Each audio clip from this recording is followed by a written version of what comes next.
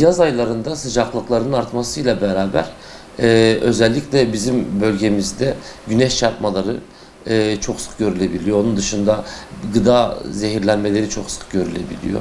Besinlerin çok çabuk bozulmasından ötürü. Onun dışında baktığımızda ishaller çok sık görülebiliyor. Klimalar çok fazla kullanıldığından ötürü klima kaynaklı akciğer enfeksiyonlarını görebiliyoruz. Artı besinler bozulduğu için ishallere çok sık rastlayabiliyoruz. Onun dışında böceklerle çok fazla irtibat halinde olduğumuz için ve böcekler de çok fazla yaz aylarında çıktıkları için sineklerle çok fazla irtibat halinde olabiliyoruz. Onlara yönelik hastalıklar çıkabiliyor. Pikniğe gittiğimiz zamanlarda, pikniklerde özellikle son 20 seneden beridir gündemde olan Kırım-Kongo kanamalı ateşi ile karşı karşıya gelebiliyoruz. Kene ısırıklarından kaynaklı. Bunlara dikkat edilmesi gerekiyor genel itibariyle. İşte havuza, denize girdiğimiz zamanlarda da eğer hijyenimize dikkat etmezsek mantar enfeksiyonlarıyla karşılaşabiliyoruz. Yani genel itibariyle göz enfeksiyonları meydana gelebiliyor. İdrar yolu enfeksiyonları meydana gelebiliyor. Hijyene dikkat etmediğimiz zamanlarda.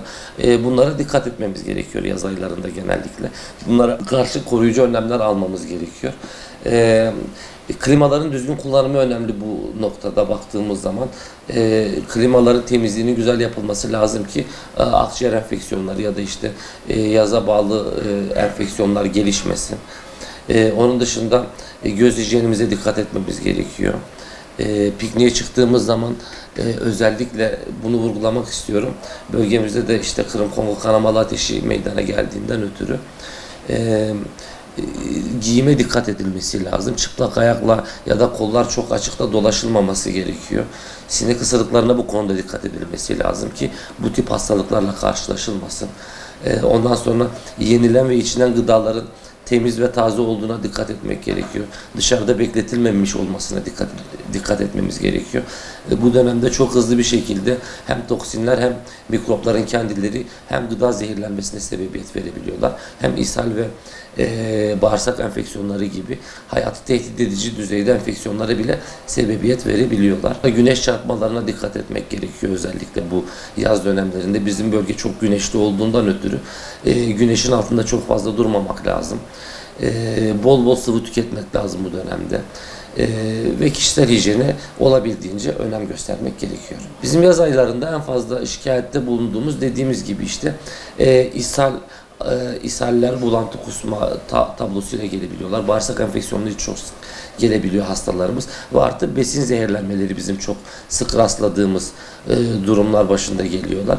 Onun dışında dediğimiz gibi güneş çarpmaları da az düzeyde rastlamıyoruz onları da. Güneş çarpmalarını da yüksek düzeyde rastlayabiliyoruz. Özellikle kronik hastalığı olan hastaların özellikle dikkat etmesi gerekiyor. Onlar çok daha hassas olabiliyorlar bu tip tablolara. Klima ile ilişkili enfeksiyonlara da rastlıyoruz. Bölgede çok fazla klima kullanıldığı için ve temizlikleri düzgün yapılmadığı zaman klima bazlı enfeksiyonlar da arada görmüş olduğumuz enfeksiyon tabloları arasında geçiyor. Oda sıcaklığını biz yani normal oda sıcaklığını biz işte 23 derece civarında genellikle tavsiye ediyoruz ama yani onun altındaki sıcaklıklar çok fayda sağlamıyor. 23 ile 25 derece, 26 derece arasındaki sıcaklıklar genellikle ideal oluyor. Su tüketimini arttırmak lazım. Su tüketimi olmadığı zaman bu güneş çarpmasıdır. Ondan sonra dehidratasyondur tabloları çok sık karşılaştığımız tablolar oluyor.